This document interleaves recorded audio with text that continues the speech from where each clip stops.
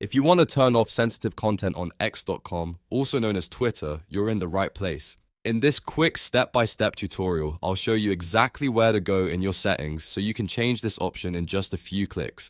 This is useful if you want a cleaner feed and fewer warnings while browsing. And if this video helps you out, don't forget to hit the like button and subscribe for more simple tech tutorials like this.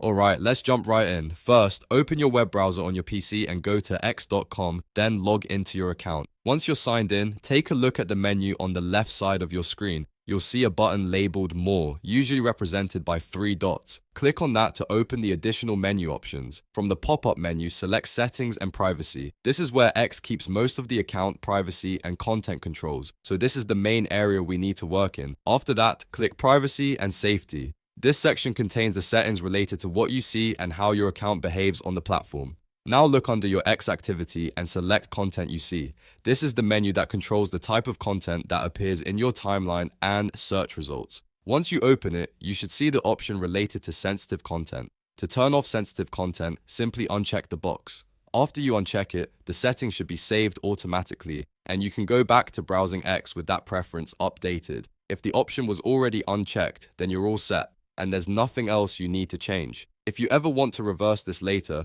just come back to the same menu and re-enable it. That's it. You've now turned off sensitive content on X.com. It only takes a moment once you know where the setting is, but it can make a big difference in how your feed looks. If this tutorial helped you, please give it a like, subscribe for more step-by-step guides, and leave a comment if you want help with any other X or Twitter settings. Thanks for watching, and I'll see you in the next video.